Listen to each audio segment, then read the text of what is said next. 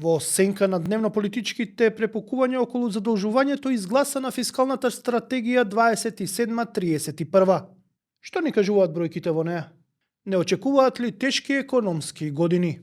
Ако се погледне извршувањето на буџетот за првите 4 месеци од годинава, имаме послаби приходи. Колку е опасно за македонската економија што во наредните години ќе враќаме високи камати за јавниот долг. Анализата ја правиме со универзитетскиот професор Синиша Наумовски, кој гостува во подкастот Каде се парите со мене, Горан Теменугов. Затоа, гледајте!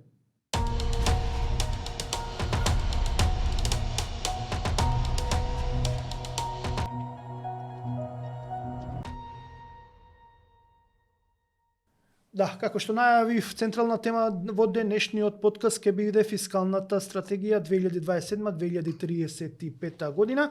Беше пред 10 дена изгласана во собранието и некако помина во втор план, падна во сенка на тоа што беше главната тема на пратениците, а тоа е задолжувањето од 260 милиона евра, кој што беше изгласано во собранието, но тоа беше причина за тоа да се расправа, да се препакуваат, едноставно да има голема јавна дебата, но за фискалната стратегија некако што се вика под жито помина, иако тоа е еден централен документ врз кој што треба да знаеме како ќе ни се движи економијата во наредните 5 години и таму има интересни бројки и како што најавив интересните бројки ќе ги анализираме со универзитетскиот професор Синиша Наумовски без В. Добре дојдовте. Благодарам на поканата, чест е да се гостува во вашиот подкаст. Ве улови во лет, значи цело време некаде патувате, имате обврски, добро е, значи јуни за сите економисти веројатно е многу активно. Сите кај да ги прашам, сите имаат некои обврски, што приватни, но многу често и професионални. Но еве, да почнеме да не должиме, ја читавте фискалната стратегија, што е она на прво што ќе ви дојде кога ја прочитавте, како се почувствувавте? Фини чувства, лоши чувства, оптимизам, песимизам, малце страф од оноа што не чека во наредниве 5 години. Стабилност, првиот збор ми доаѓа кога ја читав, нели, стабилност и ограничен фискален простор. Значи нема некоја притисок кој што го чувствуваме во периодот во кој што за кој што се однесува таа фискална стратегија. Еве на почетокот извадив неколку мои тези, така ќе го одговорам прашањето. Прво треба да се постави прашањето дали Македонија ќе успее да се стабилизира или ќе продолжи да живее на кредит. Вака тоа прашање Така? го сублимирам од читањето на фискалната стратегија 27-31. Теза која што ја имам од тој документ број 1 е вели вака. Не сме во фискална криза, но не сме ниту комотни. Тоа е првата теза. Што значи? Ако ги погледнеме бројките, јавниот долг е некаде околу 60% од бруто домашен производ, проектиран буџетски дефицит е 3,5%, надворешен долг, вкупниот надворешен долг на Македонија е 70%, за што и подоцна би сакал да поговориме.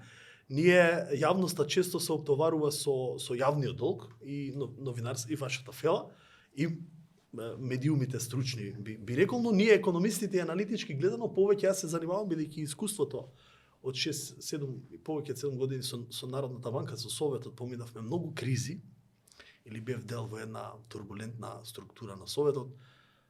Тамо често ги анализирав и во јавноста и во медиумите и учествував во тоа креирање за бруто и нето надворешниот долг. Но тоа подоцна. Така? Ќе видиме кои се и надворешните побарувања кои ги има државата. Често сум го коментирал тој аналитички приод кој што малку поретко се коментира во јавноста. Значи тоа би било една моја прва теза. Ние не сме во криза, но сме многу во нелагодна или не сме баш изразито комотни.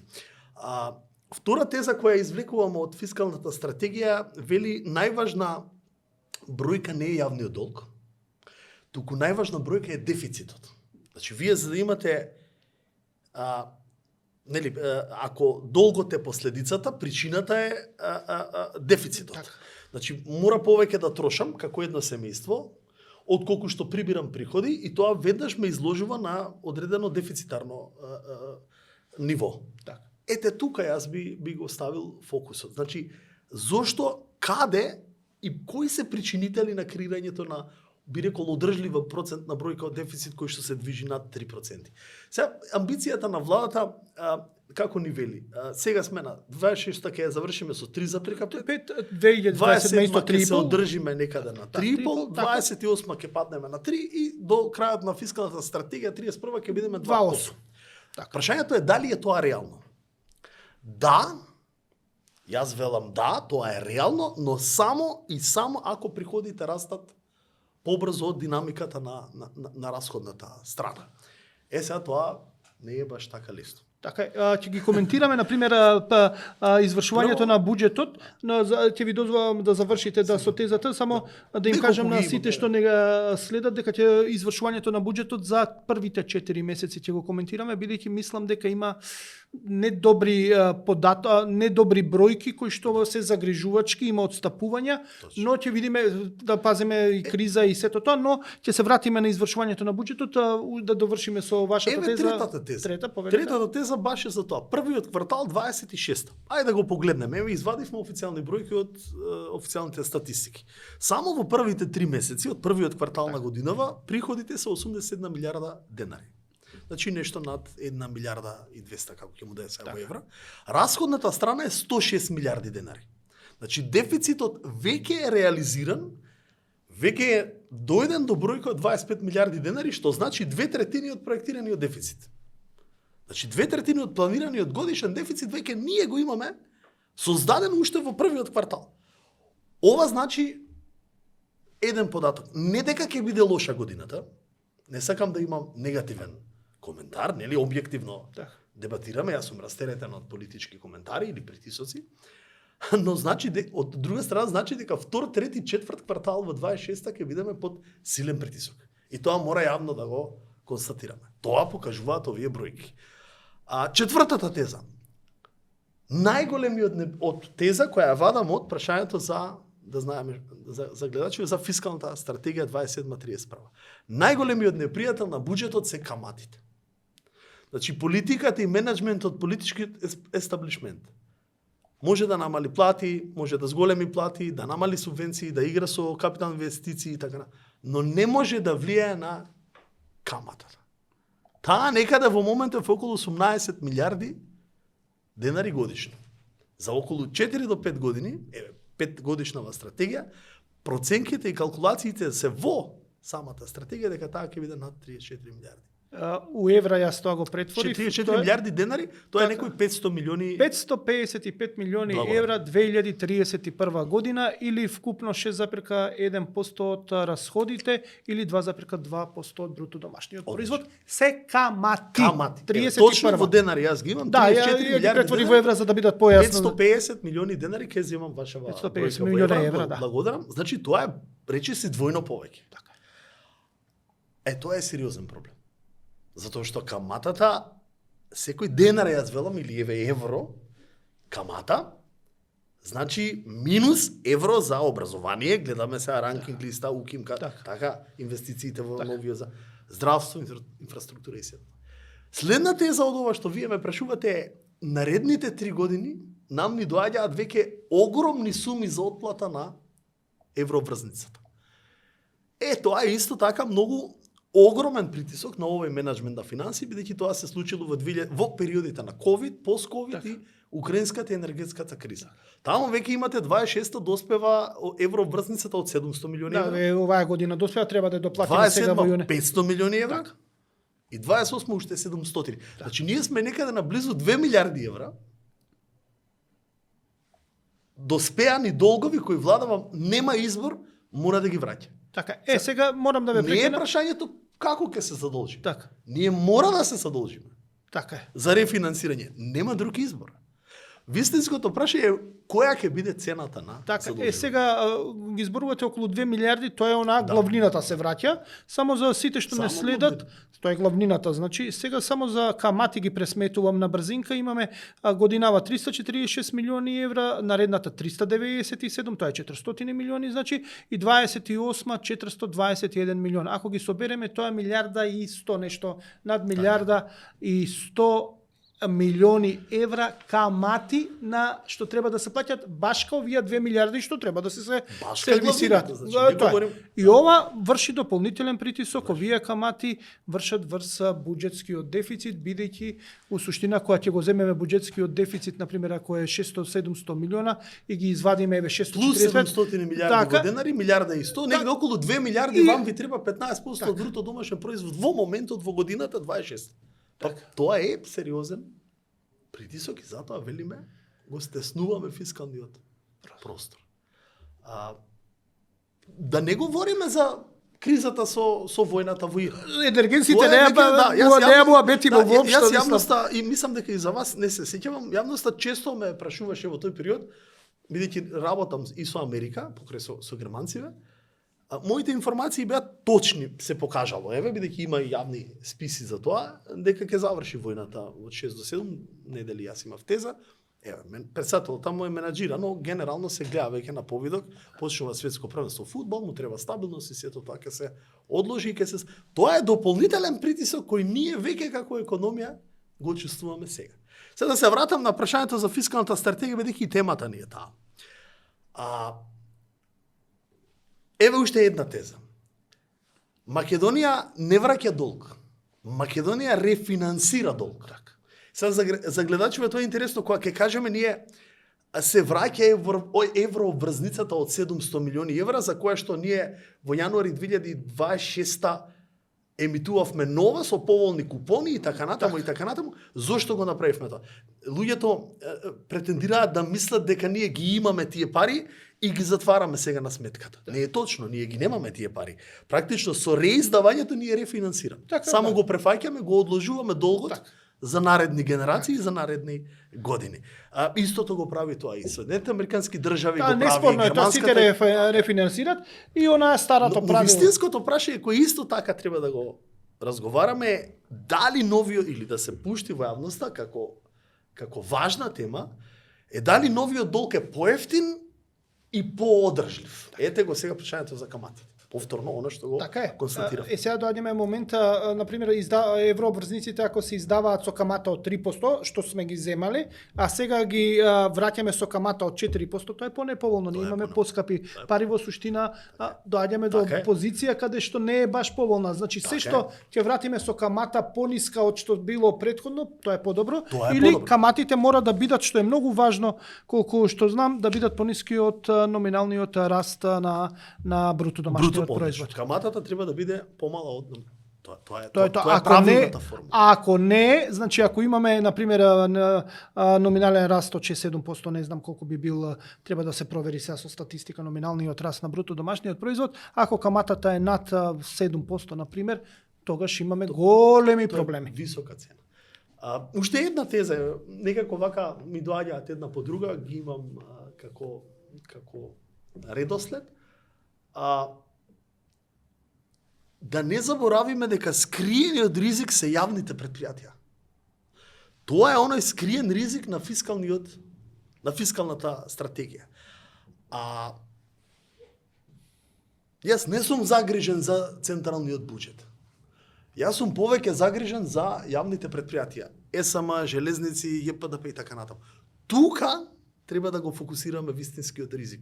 Бидејќи тука треба да се донесат одредени правила, узанси, до каде и кои ќе бидат тие фискални прелиминарни можности за задолжување на самите претпријатија. Тоа да не го забравиме.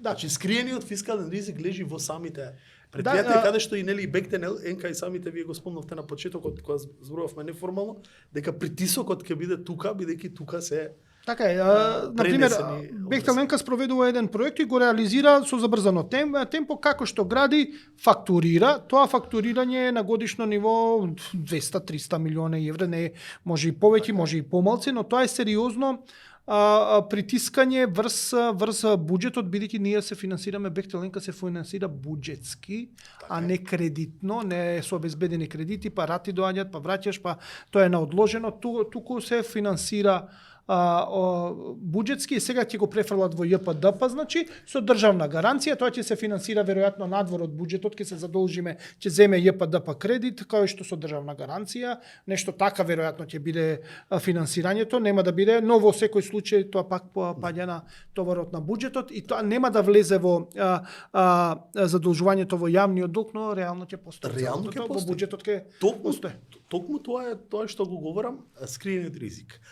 Ајде да видиме, еве ќе завршам со овие тези, мене лично што ми недостига во оваа стратегија 27-31. Не гледам раст. Јас сум секогаш на страната на оптимизмот. Не можете вие само со штедење да го решите проблемот. Не може вечно да решаваме проблеми со кратење. Се од другава страна, за да има раст, мора да има повеќе инвестиции. За да има покажува и буџетот до сега во првиот квартал дека и тука во капиталните инвестиции кои се добро поставени оваа година, 30% се реализира. Токму ради овие коридори кои ги спомнувате и вие и поради онаа стратегија за модернизација на армијата, членка на НАТО и така натаму и така натаму. Тоа веќе го имаме околу 30%, мислам дека беше. Сега ги гледам веднаш 30% во првиот квартал веќе има 38,27 најновите се тоа е да со 28.5. Значи во овој момент имаме скоро 7% повеќе од првиот квартал. Значи првиот квартал сме биле на 37,3, сега е негде околу 38%. Веќе доаѓаме до 40, веројатно мај ќе го завршиме околу 40%, што е релативно добра реализација. Тоа покажува дека капиталниот дел се извршува добро. Секогаш се сеќавате годиниве наназад, ние јавно, како стручна фела, сме го коментирале тоа потврлање на исполнетоста на капитални инвестиции. Дали е поинаква формулата, нели знаете, во евидентирањето финансии сметковство кај буџетското сметковство, вообичаено трошокот е кога ќе го платам, а не кога ќе доспее или ќе дојде фактурата, и тоа во бизнис секторот е поинаку. Кога доаѓа влезна фактура, јас калкулирам трошок. Без разлика дали ќе го платам или не. Претпоставам по тие основи, тие калкулации, мислам дека министерката потекнува од нашава фела и мислам дека разговара, сега да не шпекулирам, мислам дека разговара околу начинот на формулата на калкулирање на тие сметковствени глобални биланци во самата држава или државни биланци. Да се вратам на тезава што мислам дека е вака како што мене ми недостига растот. Да, требаат повеќе инвестиции, дали може повеќе. Начините, стратегиите и начинот на продажба на државните капацитети на оние позиции кои што го прават, тоа треба можеби многу повеќе да се засили. Јас се во ова геополитичко преструктурирање го гледам како шанса, не како начин на повлекување од таа глобална ера на трка за привлекување на странски директни инвестиции. Тоа значи дека сакам да видам во стратегијата повеќе извоз и многу повеќе продуктивност.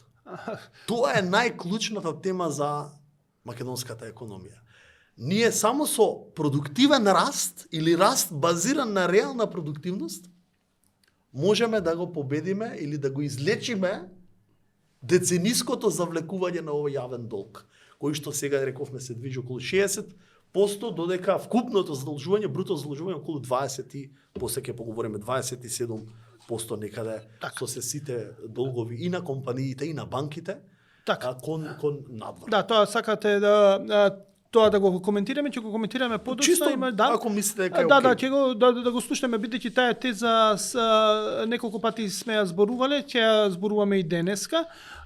Неформално сме ја зборувале, сега ќе ја зборуваме и јавно, но еве капиталните расходи ги гледам како се проектирани, на пример во 2027-9, на пример сериозно се, на пример, капиталните расходи треба да стигнат во 31 1 милиарда 560 милиона евра. Да. Тоа е сериозен скок, значи, на пример во 29-та 924 милиона, скоро милиарда, од сегашни од 600, мислам дека се 650 дефицитот. Да, ја во евра ги рачунам, 650 милиона евра се во моментов, дефицитот е 637 милиона евра буџетскиот дефицит, сега тие ќе растат полека, значи до 2031 милиарда и пол. Тоа е голем скок, тоа е сериозен голем скок. Да. Али дали е реален се во ова? Мислам дека може да го земам за реален заради тоа што нели е правен во една временска дистанца на 2 мандати на една влада. Сега од тоа тргам. Нели кога имате вие 2 мандати една иста влада, Така. еве првиот мандат го троши, ама известно е, сега да не навлегувам у други теми, дека до завршување на оваа фискална стратегија ќе ја одржи стабилноста на еден или на друг начин. Но сега може и да се измести сето тоа, бидејќи имаме ЕУ притисоци, Така. Бугарија и така. Тоа оставаме на политичари. Но во овој, но од стојалиште на денес, така, известно е да направите вие таква калкулација на капитални расходи кога имате 2 мандати. Така. Кога имате на повидок некои 7 до 8 години временски период. Тука највеќе се подпираме, би рекол, или се подпираат на коридорите. Коридорите и придвижувањето на исполнетоста на капиталните инвестиции. А за да имате вие исполнетост, ви треба системска дисциплина. Па најголем пример за неисполнителност е Кичево Охрид автопат. Така. Тоа испада ние пак ќе го дофинансираме. Правни замки, одредени погрешни калкулации во земјиштата, свлечишта, што не и се изнаслушавме. Колку премиери го пуштаа истиот автопат? И мислам дека стигна до 800 милиона евра трошокот, не сум сигурен, но некаде околу 800. Тоа се нашите проблеми. И што ќе го дофинансираме ние, нема кинези, веќе заврши кредитот, ние го дофинансираме од буџетот, повторно него или од ново задолжување, не е важно. Исполнетоста и системската дисциплина. За да имате успешност во математиките кои сега ние ги разговараме, многу е битно дисциплината на системот. Значи, ако сме буџетирале капитал, може веднаш да се остварува. Добро, за дисциплината е остварливо. За дисциплината ќе зборуваме веднаш после првава пауза, време за првата пауза за нашите пријатели. За дисциплината и малце за дека немаме баш фискален простор, односно буџетскиот дефицит продолжува да биде висок и наредната година, што е голем проблем, 3,5%, што у суштина немаме фискална консолидација и не дај Боже ако имаме нова криза на повидок за 1-2 години, не знам што ќе правиме, ќе се влоши сериозно состојбата, но тоа вие дали е точно или не е точно, вие ќе го искоментирате, ја имам само еден став, но тоа ќе го збориме после првата пауза. Време е значи за првата пауза.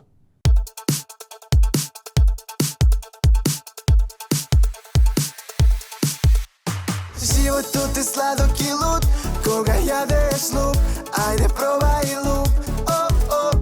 Овој свет се врти во круг, ајде биди среќен во добар муд.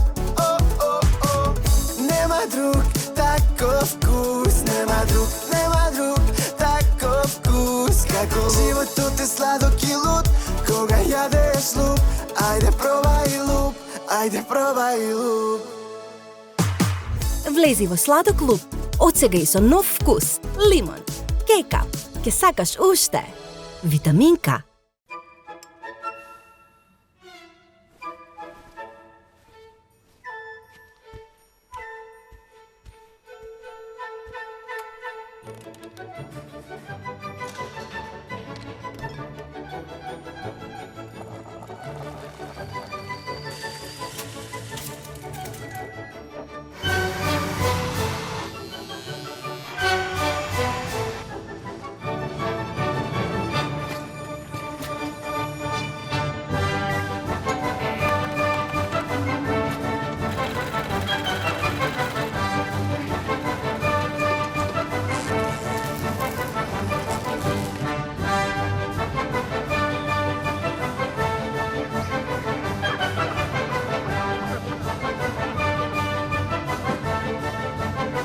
Енергија што го исполнува животот и ја осветлува иднината. Евана. Енергија, живот, иднина. Нека крцка од среќа. Ново! Хепи чоколадо со Смартис. Пробај го денеска.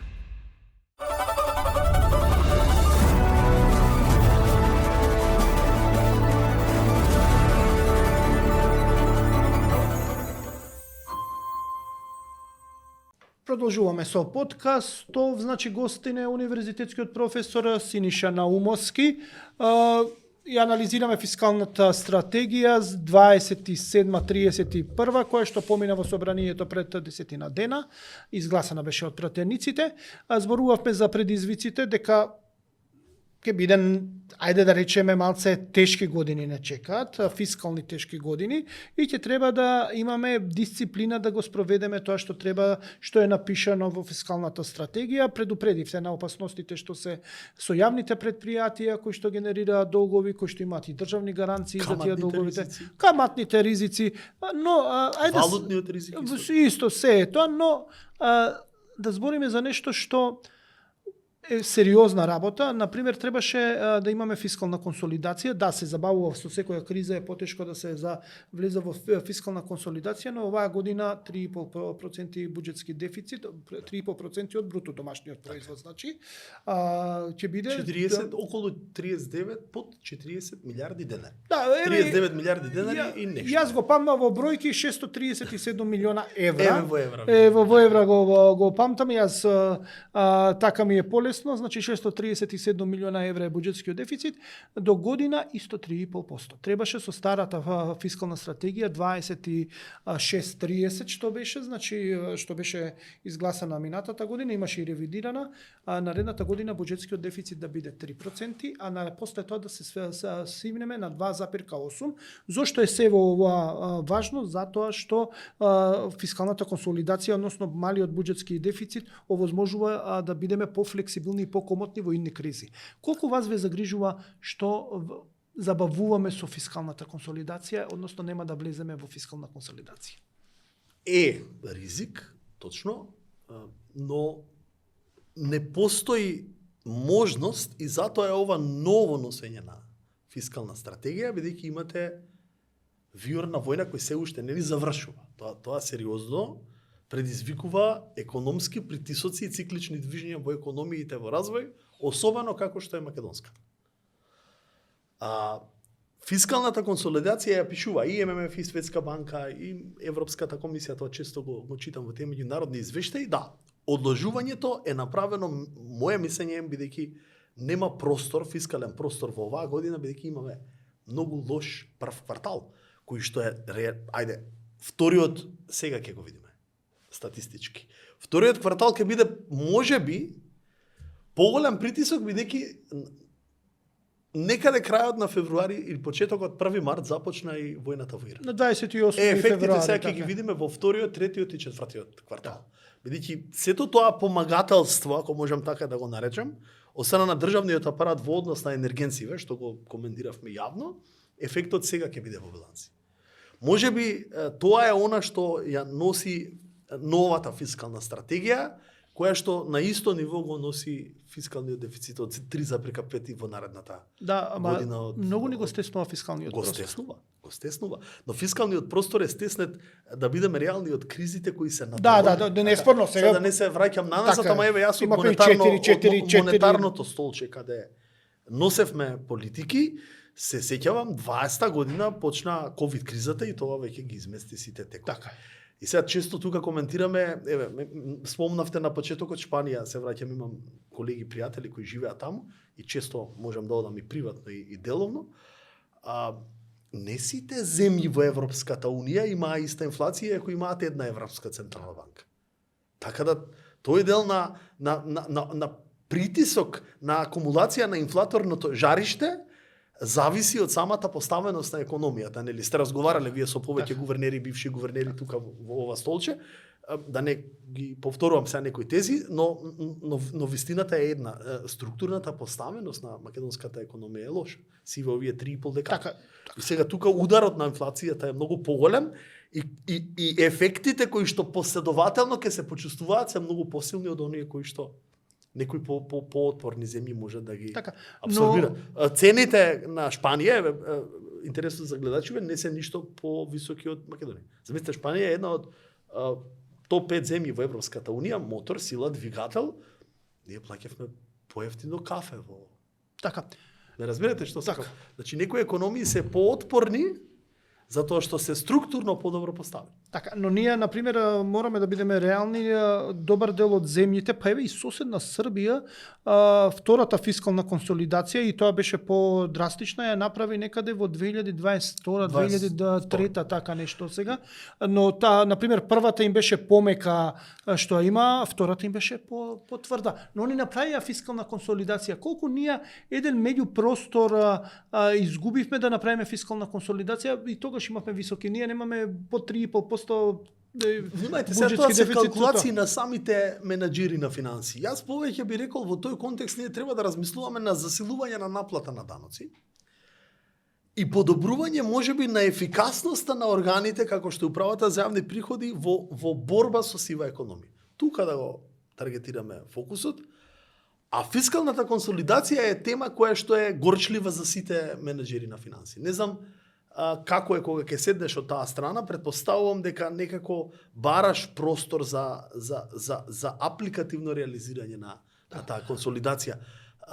Јас би се позиционирал строго на приоритизирање на расходите и на поголема финансиска дисциплина на наплата на даноци. Така, ама еве зборуваме сега многу и активно да управам со долгот. Тоа значи да продолжам со политика на тендерско откупување на скапи обврзници и рефинансирање на подолг рок и борба за каматна позиционираност на поголема ефектива него што претходно некој го направил. Така, тоа е тешка борба и тоа е секојдневна борба на Министерството за финансии. Да, но еве зборуваме за сивата економија вие, но имаме еве проблем го отвори се извршувањето на буџетот.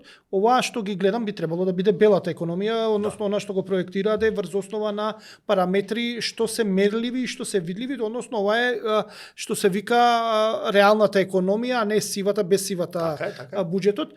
Имаме реализација на вкупните приходи во првите 4 месеци, не во првиот квартал, во првите 4 месеци. Така е 30,3%, идеално би било 33 и нешто посто, значи идеално кога би се собрале 8,33 ќе се помножи со 4 и се добија 33, и нешто. 3% поени помалце на приходна страна, па малце ако ги погледнеме другите ставки, гледаме дека, например, данокот на добивка е супер, 38% е, но затоа данокот, се извинувам сега, на личен доход е 29,85. ДДВ-то е 29,8. Значи, тие се по 30%, значи не е само 3% поени, малце може би повеќе. Имаме акцизите, исто така се многу помалце, иако економистите ми велат дека тие може да бидат сезонски, треба да се внимава. Во јули најголем дел од акцизите. Тие веќе сега ќе добиете во вториот квартал. Вториот и третиот квартал било за акцизите, за брзување, значи, но гледаме во акцизите се 25% од 20, но еве го ДДВ-то. Лошо е прибирањето на она што го гледаат и го проектираат. Колку е ова опасно за нас, гледаме дека не е само расходите, имаме проблеми на приходите. Тоа го говориме, ликвидноста на ваквата поставеност и на стратегијата и на првиот квартал плюс 1 месец, 4 месечното анализирање покажува дека има одредено потфрлање на приходната страна. Како што вие го спомнавте тоа, потфрлање во однос на реализацијата на даночното наплаќање во касата во буџетот може да предизвика одредени и ќе предизвика одредени потешкоти во однос на ликвидносниот елемент на буџетот за 2026 година. Зошто е тоа така? Бидејќи, реков, дисбалансите се на овие геополитички случувања и механизмите на начините на потфрлање при наплатата. Но не заборавајте, вториот и третиот квартал кај нас го имаат поголемиот мотор на буџетот, ако можам така да се искажам, бидејќи почнува туристичка сезона, имате одредени региони во самата држава кои имаат поголеми странски девизни дознак. На крајот и во сите калкулации,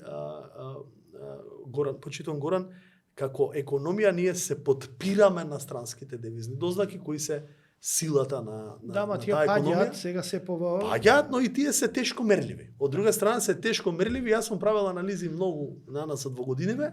Не можете да измерите кој ќе биде легален трансфер девизен, а кој ќе биде кеш пари кои ги носат нашите семејства од диаспора. Изостава, тука имаме еден голем проблем, ќе го зборуваме, ќе навлеземе во темата што сакаме да ја зборуваме малце и за извозот, значи и сервисирање на вкупниот долг што го имаме. Значи, но го зборувавме, но мене ме фасцинира моментов бројката околу дефицитот на тековната сметка. Добро. За оваа година ќе биде 5,7, наредната исто така висок ќе биде 4,5, мислам дека ќе биде 27. Тоа е у суштина за да сите што не следат, мислам дека веќе им е јасно дека дефицитот на тековната сметка е колку девизи ќе ни фалат. Значи, околу 900 милиона ќе фалат оваа година, односно ќе треба од некаде на најдеме да ги сервисираме тие 900 милиона. Дефицитот на тековната сметка е показател и би рекол одлика на држава која е увозно зависна. Така, ние сме исклучително Така. увозно зависна. Кажете ми вие кои продукти ги извезуваме? Извозот е битката на силината на една земја. Извозот и производството. Што е силината на американските држави, на САД? Извозните компоненти. Microsoft, Apple, Услугите Elon што ги Musk, даваат, услугите што ги и огромните сето. услуги Така. што ги даваат, Што туризмот. е силината на Европската унија, на германската економија, ако милувате, како мотор на Европската унија. Добро, сега малце зарибане тој мотор. Сега е зарибан, но Германија повторно е Германија и можеби имаат потешкоти во самото пронаоѓање на стратешкиот партнер, познавајќи го односот на американскиот претседател према особено Германија и према целата Така. Европска унија. Но основата на германската економија е автомобилската, фармацевската индустрија и така натаму. Извоз. И битката е каде ние да извеземе, еве за гледачиве, за да можам да акумулирам свежи девизи во мојата економија. Кај нас не е тоа случај. Ние не можеме автомобили да правиме. Ние можеме да бидеме подизведувачи на оние кои ги прават тие автомобили. Тоа го правиме ако забележите последниве 15 на години, привлекуваме компании кои се во техничко-индустријските зони како подизведувачи за елементи, компоненти на готови Така. продукт. Тука е едната стратегија на нас и јас мислам многу маргинализирано е ова.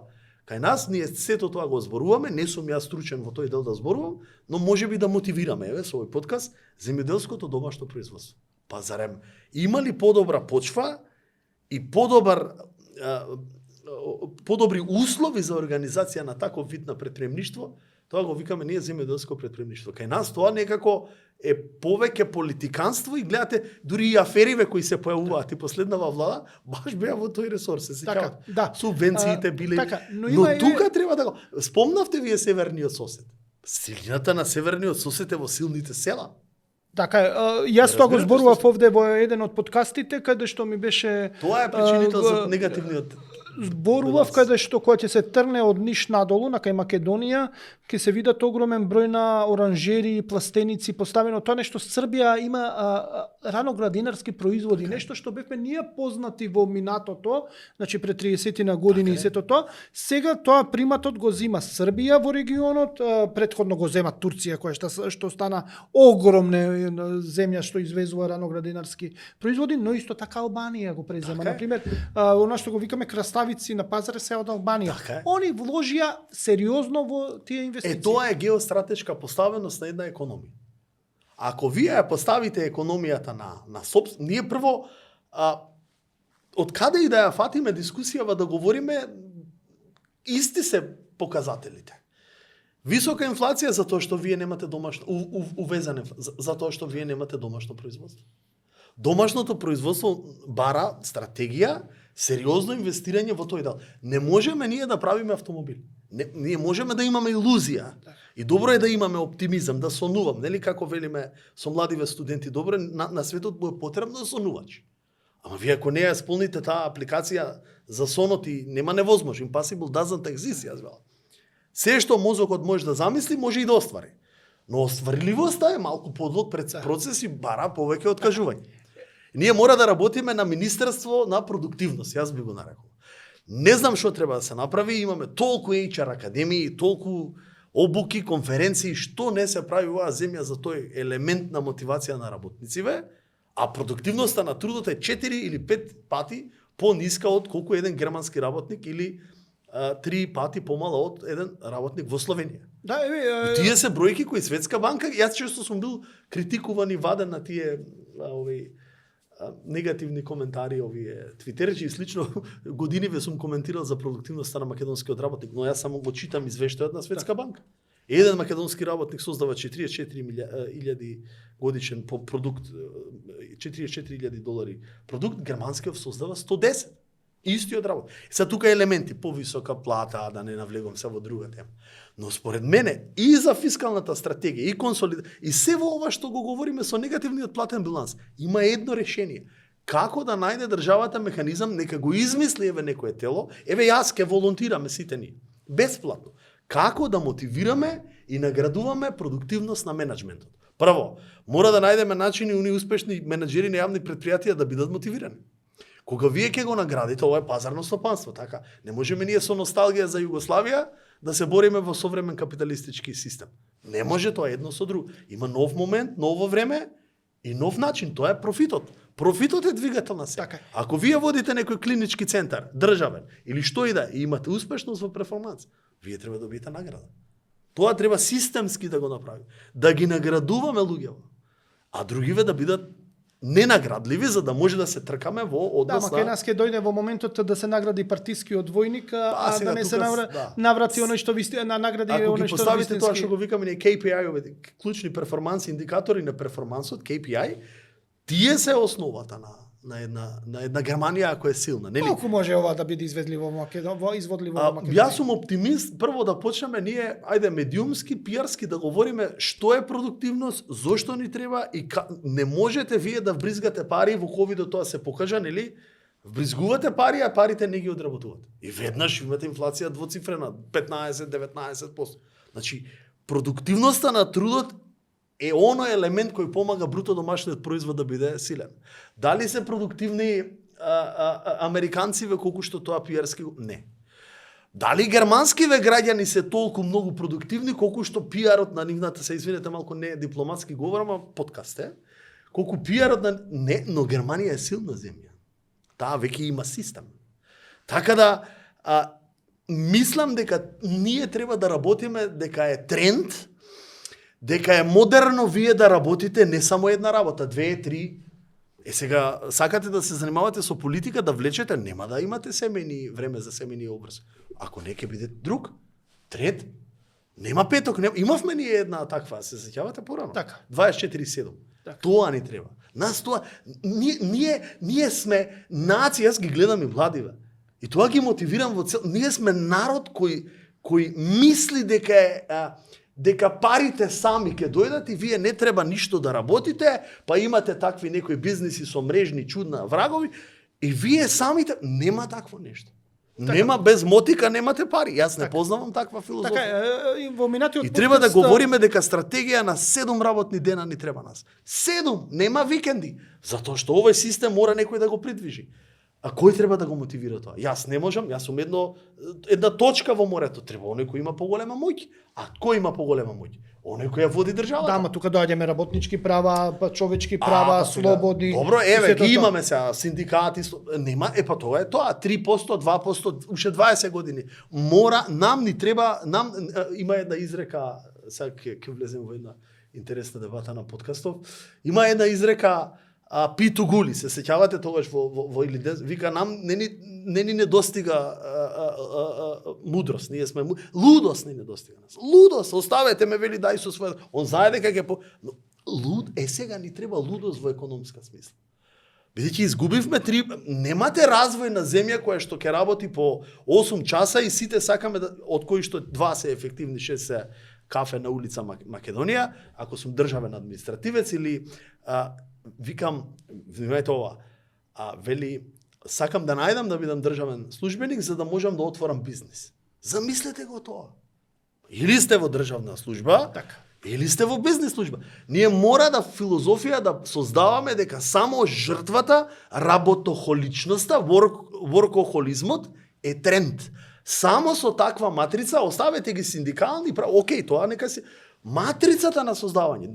А ние разговараме дека треба размислиме за 4 работни дена. Не баре сме ние Шведска, па слушај, овие 5 дена се преработевме.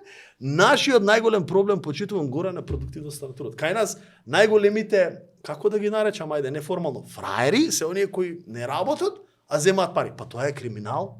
Добро. Јас не познавам брзи и лесни пари. Добро. Само со криминални дејања. Да, ама тоа ни го наметнуваат целото обкружување, бидејќи тие што работат не се наградени, тие што работат имаат мака Не може мача да за не се нешто наградени тие што работат. Јас работам 20 години, 2 или 3 работи. Мојот работен ден лично, ова не е добар пример. Значи не е добар пример. Ево сите кои работам од 9 сабајле секој ден, 9:30 и завршувам во 22:23. Секој ден 5 дена, некогаш и сабот. Дали е тоа здраво? Не. Одраз трпи фамилиарни односи, трпи здравствени односи, телесни, стресо, но јас не сум имал никогаш работа со државни пари, ни со државна функција и секогаш сум обезбедувал да пружам за себе и Шпанија, и Ибица, и Америка, и не знам што, од собствените дополнителни работни активности.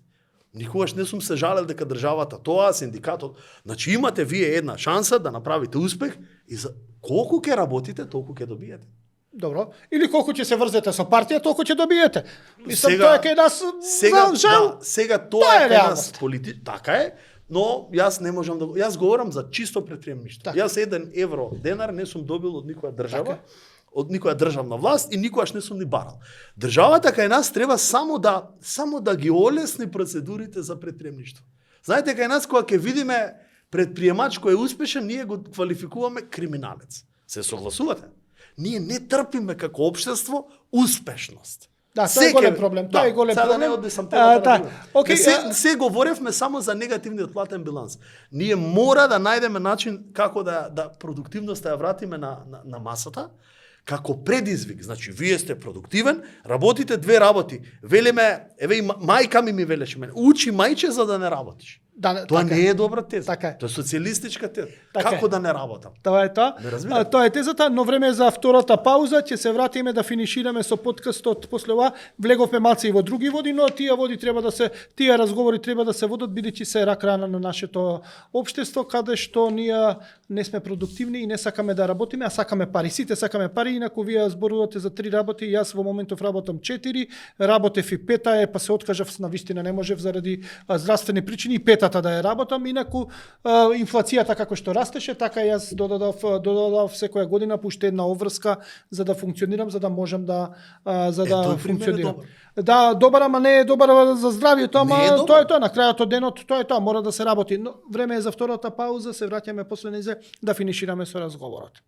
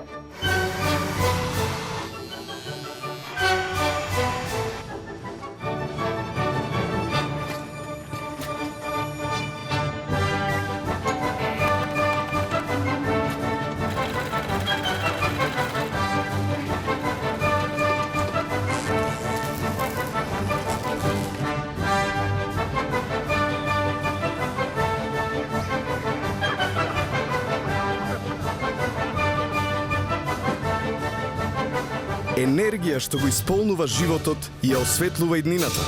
Евана. Енергија, живот, иднина.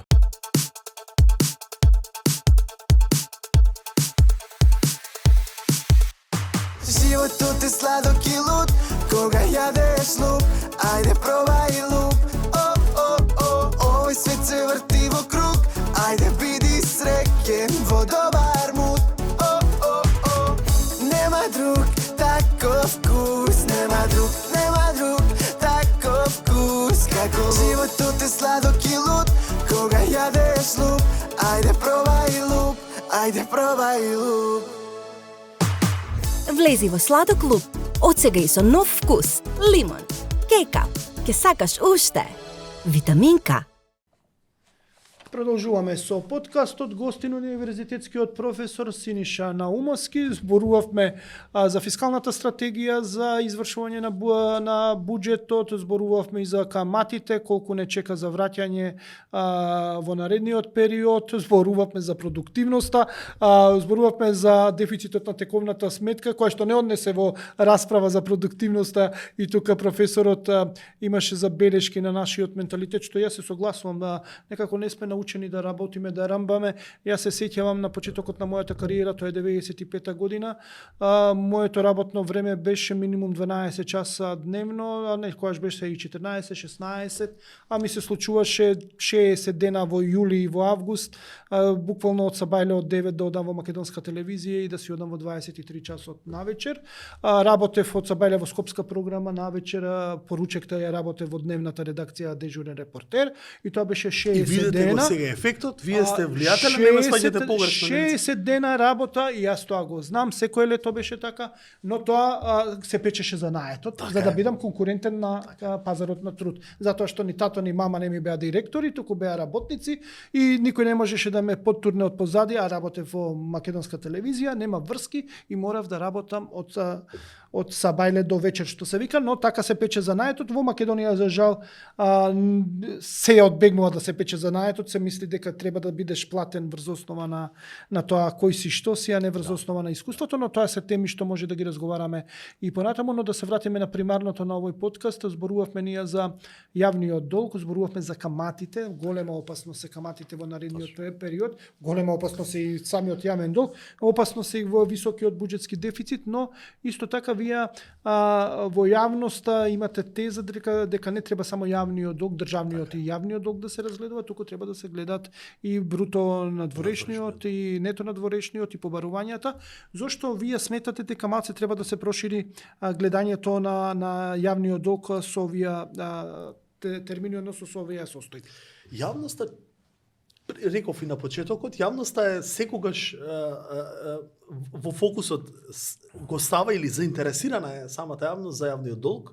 Ние малку подлабоко одиме во тоа, го гледаме бруто надворешниот долг.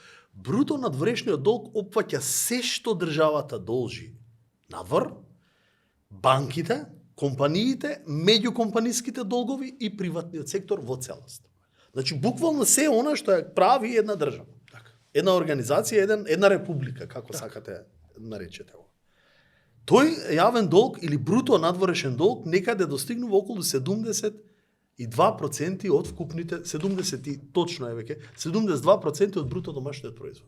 Ова се последни податоци од Народната банка со квартал 1.26, овие анализи се прават многу по-далечни на 4 месеци, но се многу важни. Јас секогаш милувам да ги коментирам, анализирам, тоа се податоци за вкупната задолженост кон надвор и вкупните бруто нето ефекти на државата. Значи, ако македонската економија за 25-та година завршува со 12 милиарди евра бруто обврски, тоа значи се што должиме кон надвор, тоа значи дека е 70% и се зголемува. Значи имате зголемување на бруто надворешниот долг во споредба со претходниот квартал. Ајде по квартали да одам. Но дали само тоа треба да се земе? Не, треба да ги видиме и вкупните побарувања. Сега кога ќе бруто надворешни побарувања, се што државата, банки, 70% од вкупните побарувања креираат компаниите. Значи македонскиве компании кои имаат побарувања од надвор. Кога ќе ги вкрстиме, спротивставиме, доаѓаме до многу важна за нас, за мене особено, и за сите кои претпоставам го водат овој извештај, кои го создава тимот во банката Народна го прави овој извештај на квартално ниво, како реков, нето надворешниот долг. Нето надворешниот долг за последниот период со кој што располагам со податоци е околу 4,5 милиарди евра или некаде околу, тоа ќе му дојде околу 27% од бруто домашниот производ. Тука го гледаме ние комодитетот, затоа што не должиме ние 12 милиарди евра надвор. Не должиме, така? Ако вкупните долгови на сите чинители, сега во евра ќе зборувам, е 12, повеќе од 12 милиарди евра или 12,2, ако вкупните бруто побарување се околу 7,6, тие се зголемуваат. Кога тие се зголемуваат, го топат вкупниот вкупниот надворешен долг кој претходно го кажав и добиваме поголема комотност или поголема комоција, поголем простор кој го нарекуваме нето надворешен долг. Во моментот тоа е 4,5 милиарди евра, 27% од бруто домашен производ. Значи, јавниот долг е 60. Така. Ако ги ставиме и компаниите и сите елементи во тој елемент, До 72. процентот паѓа на 27. Јас сум водел многу пати дебата за ова, но ова економистите добро го знаат. Ова е поголема варијабла која што нам не е потребна. И сега, ако тоа го имаме како податок, ако се спореди јавниот долг со нето надворешниот долг, покажува дека Македонија има висок јавен долг, статистиката 60%, 58 и нешто, многу се осетливи.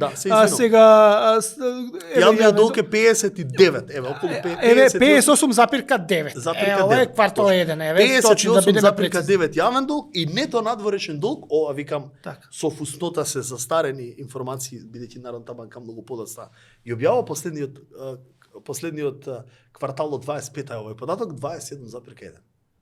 Значи 27 во март некаде ово извештај објавен, не сум проверил. Мај сме сега крај, веќе во јуни влеговме први 2 дена, не сум сигурен дека е но ќе проверам. Нето надворешен долг е 27,1 од бруто дом. Ова покажува дека Македонија има висок јавен долг, но нето надворешна задолженост се уште е значително пониска од она кое што ниво може да биде изложена државата на ризик или да стане неликвидна или да влезе во некаква надворешна должничка криза. Секогаш сум бил на ова стајалиште, ова многу добро го знаат стручњаците и во НБРМ и во финансии, и фокусот на моја анализа е токму ова. Тоа е оној комодитет кој го имаме ние, бидејќи 27,1% нето надворешен долг е поднослива варијабла. И тоа дозволува можност за да ние калкулираме. Силината на една земја е во силината на бруто надворешните поборувања. Колку бруто надворешните поборувања се зголемуваат, а тие ги имаме денес, реков, 44,9% од бруто надворешниот долг, 7,6 милиарди евра, а се поголеми за 68 милиони евра имаме поголеми од претходниот квартал. Сега, овој квартал очекувам дека ќе бидат уште поголеми. Зошто? Бидејќи имаме и компании кои кои работат. Тоа се и оние компании кои имаат поборување своите матици иако се странски. Така, Костал, Дрексер, Мајер и така. Еве Бектел, Јенка ги спомнавте и сличи. Значи сето тоа предизвикува многу поголема флексибилност и одржливост во споредба со ако само го гледаме јавниот долг. Јавниот долг 58,9, еве точно. А нето надворешниот долг е 27,1% од бруто домашниот производ. Повторувам за последниот квартал на 2025 е овој податок. Чекам да го видам сега за првиот квартал на 2026. Мислам дека ќе биде поголем за исто околу 50 до 60 милиони, еве нека биде моја лична калкулација. Но каде тука е ризикот? Ризикот е на сето ова имате доспеаност на обврзниците кои што претходно зборував. Тука ќе го направиме притисокот. Не заборавајте го моментот во следните 3 години ние враќаме околу 1,9 милиарди евра транша на обврзници. 700 милиони оваа година, 500 наредната, уште 700 доспева 2028. Исто така би рекол дека многу важно во овој дел на каде ги гледам јас ризиците е зависноста од странски капитал. Ние имаме силна зависност во нашиве биланци од странски капитал. Зависноста е поврзана и со увозот на секоја една криза која што на индиректен начин влие и врз домашната економија. Тоа значи премногу сме, ајде би рекол, не сме диверзифицирани во однос на зависноста на германската економија овде. Ако ударот тамо се почувствува врз автомобилската индустрија, тоа директното влијание ќе биде овде, а од секоја глобална криза германското влијание врши индиректно влијание овде. Така. Што значи ако германската економија е во рецесија, тоа се чувствува и тука. Тоа сакам да го потенцирам. Имаме сега клучно прашање како да ни недостасуваат домашни инвестиции, се зависиме од странски инвестиции, странски капитал да дојде. Мислев сме изложени. Изложеноста е зависноста во таа насока. Не дека ние зависиме, македонската зависност е преголема кон странските директни инвестиции и секое влијание врз нивните економии кај нас се прелева Така, автоматски. но Тоа беше еве на пример странските директни инвестиции гледаме дека падна сериозно, но очекувано беше после рекордните милиарда 225 милиона, мислам дека беше во 24-та, тоа се рекордните сето тоа, при што нето странските директни инвестиции беа блиску до половина милиарда, што мислам дека беше рекордна бројка и тоа беше реализирано во првиот квартал на 24-та, првото полугодие се извинувам на 24-та и точно пред избор имавме сериозни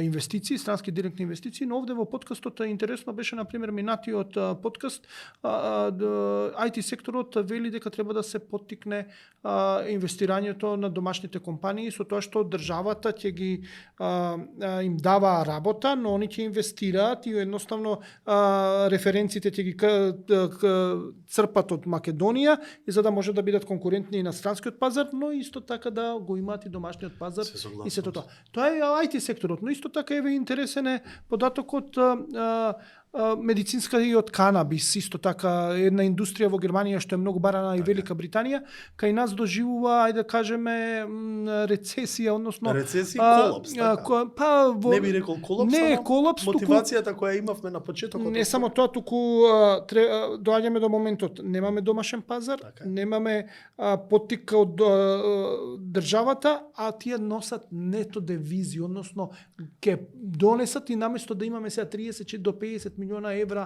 девизи од тој бизнис, може да стигнеме до 200 до 300 милиона евра годишно, што се чист прилив и ја пеглаат у суштина дефицитот. Макроекономски тука се согласам со вас.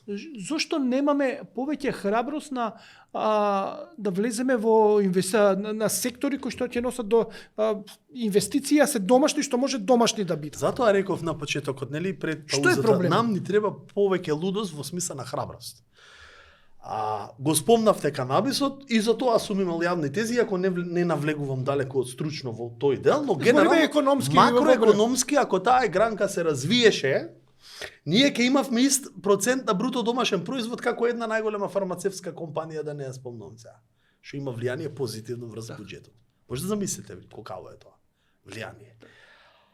Ајде да одиме со храброст чекор понатаму. Зошто кај нас не се обрајаве, ако еден ден ме поканите и можеби моја грешка за политичко влегување, не знам, сите се тргаме од политика и оставаме простор политичарите да се го завземат, кои се. Така е. И тука е грешка на сите нас. Така е.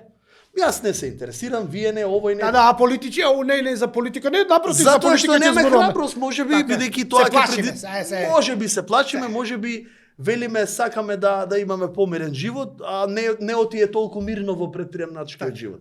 Че кога ќе погледаш на крај, сите претприемачи влегувале во политика токму затоа што се измориле да викаат дека мене не ме интересира политика.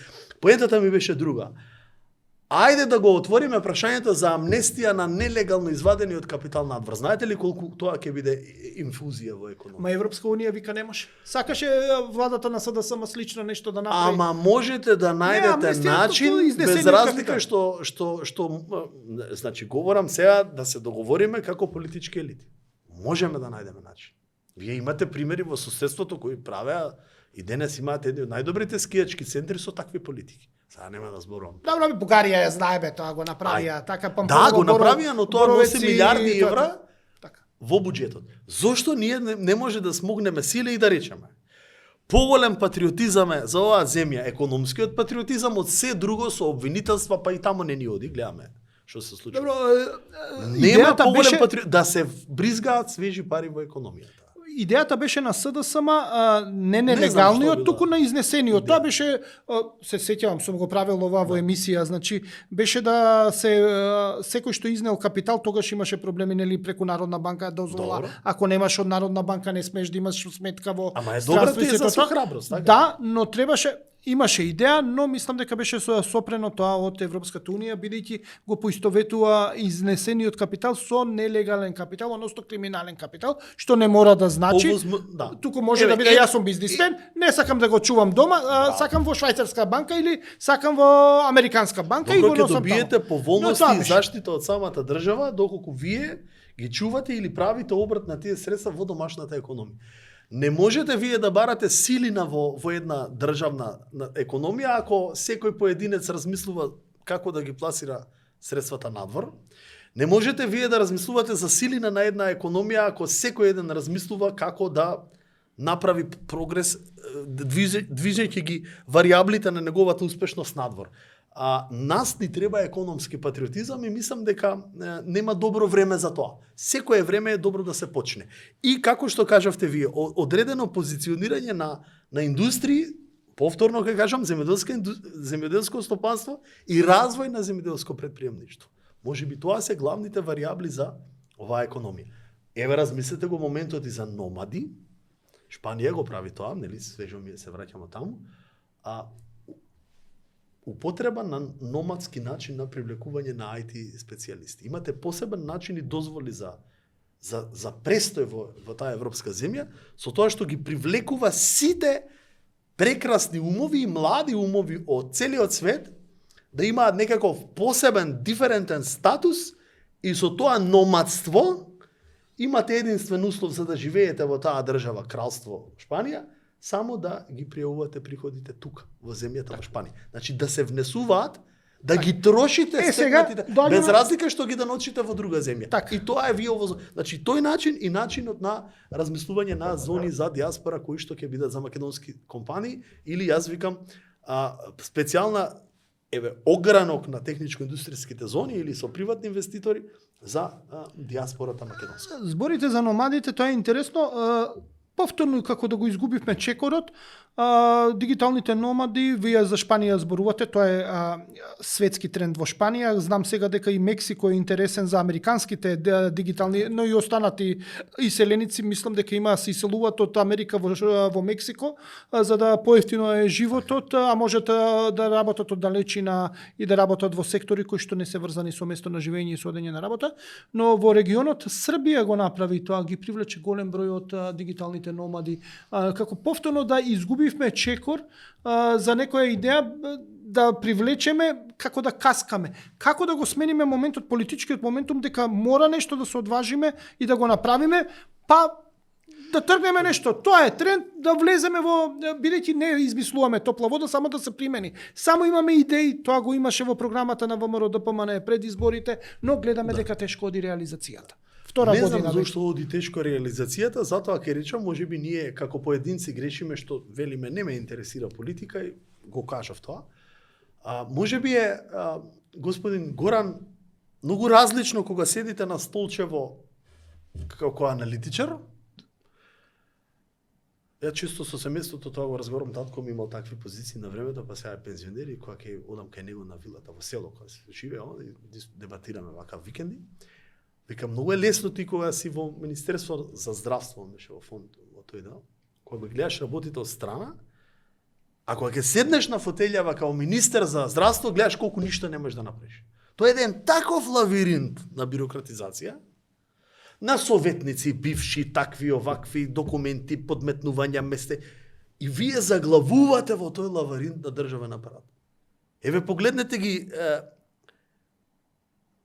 лидерите на опозициите во минатото 30 години, каков е жарот кога ќе настапуваат пред да седнат на столчето и како да се менувате комплетно кога седнете во столчето, веќе ве зема апаратот наречен држава, административни, бирократски лавиринти и вие за се имате ризик, страв да не направам грешка, јавно-приватно партнерство. Најдобра формула.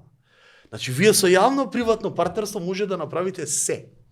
Предприемништвото од една страна и државата од друга страна. Нема да најдете поддршка, бидејќи секој се плаши. Така е. Бидејќи секој нареден вели сега кога ќе се смени, ние имаме две проблеми за гледачи актуелно. Што оваа земја има патење? Егоизам и хедонизам. Тоа се два основни проблеми на ова општество. Хедонистички да се насладиме, се да видиме само за себе, и егоизмот. Јас сум најдобриот, јас знам се, овој ништо не чини. Тие два проблеми се одраз на целокупната криза на духот. Ние имаме криза во колективниот дух како една нација. Премногу порази, големи, мали, одстапки, знаме, име, презиме, додавка, придавка, што уште не и на крај судскиот систем, овој бил пуштен, оној бил пуштен. Сето тоа што го преживеавме како општество, толку наталожи негативна енергија, колективна, да почнуваме веќе и да животот кај нас, животот на обичен човек нема цена. Ние само говориме за смрт, само за емпатија, за тага, И ако забележите, ако не излезете надвор земјата како предприемач, вие не можете да најдете моторна сила да продолжите овде. Толку мнозинство имате наталожена негативна енергија. Па зарем нема ли проблеми во Шпанија, бре? Еве свежам, јас со Шпанија викам семејно имам некоја конекција. Единствената филозофија на шпанците за да биде актуелен подкастов. Вика транкило нота преокупас. Полека века, не се преокупа. Се ќе биде во 3 работното време. Значи таа матрица на таа земја ужива од туризам и сака да го помине животот мирно. Оваа земја не може така. Оваа земја мора да гаи политика на предприемништво. Втора работа, трета работа, актуелно е да работам и викенд. Ова за втора, трета работа ќе ве расчеречат сега. Многу е бит, нека не расчеречат. Еве зборам предприемачки. Јас не сум дел од државна компанија окей, синдикати сето тоа, јас сосема друга тема, зборам сега како предприемач. И ние како општествени, како педагози, како наставно научен кадар, па ние имаме не само улога да ги предадеме лекциите на формалното училиште, но нашата улога е да мотивираме во континуитет. Во секаква смисла да мотивирате вие млад човек. Што да му кажете на млад човек? Транкило, нота... Не. Јас ќе му кажам на младиот човек, максимално искористи својата прилика, работи од сабајле, работи вечера. Значи, доколку вашиот мозок, тоа е проблемот на македонското општество што наталожило толку проблеми. Не го активирате вие, он ќе има слободен простор. И мозокот како мајмунче ќе скока на теми, ќе гледа по цел ден Facebook, ќе гледа негативни вести, ќе коментира на портали, нели? Само негативни коментари. Кога ќе го објавите се подкастов, Бог знае долу што ќе пишуваат. Значи тоа е цената на едно македонско. Значи наместо јас да седнам сега да научам колку е акцијата на Netflix. Што можам да направам од мојот компјутер или мојот телефон за да купам вакво или така. Јас можам да поминам 10 сати гледајќи филмови на него. Така е. Ете, тоа се нашите. Не може да се промени системот ако не ги промениме своите карактери. Ние како единки, јас што направив денес? Добро дело ли направив? Станав од сабајле во 8:30. Дали долу во маркетот во мојата зграда направив ли добар ден? Дали направив некакво добро дело без хедонизам и егоизам? Тоа е моделот на ова општество. Ако тоа не го промениме, нема премиер, ниту супермен, ниту кој да е кој што може да ги подигне и повлече работите напред. Јас сум оптимистичен, оваа земја има, прво има политичка стабилност, тоа е добро. Тоа е добро да ја завршам таа теза. Тоа е добро. И вакви калкулации можеме да ги елаборираме како добри и како ефективни, но од страна на поголем раст нам ни треба економска лудост. Еве така да ја завршиме тезава со Питогули. Така, со Питогули да бидеме значи економски луди. Добро, за жал сме на друг начин луди сме, најчесто на негативен начин, а не на позитивен, а не најмалце на економска лудост манифестираме, но тоа е тоа. Тука ќе го завршиме подкастот. Мило ми беше што бевте дел од него. Благодарам на поканата, се надевам пуштивме една поинаква перцепција така за гледачи. Затоа постои овој подкаст да даваме различни видувања, различни агли на реалноста, на економијата пред се. Така што станете со нас, нареднијата епизода ќе биде посветена на статистиката, излегува со статистичарите со интересни податоци во минатиот период, па малце ќе ги анализираме што значат, како накаде водат, посебно демографијата, но и сиромаштијата сакам да ја офатиме, така што ќе зборуваме за статистиката, а после тоа ќе финишираме сезонава со уште неколку многу интересни гости. Затоа останете со подкастот, следете не. Секој добро, довидување.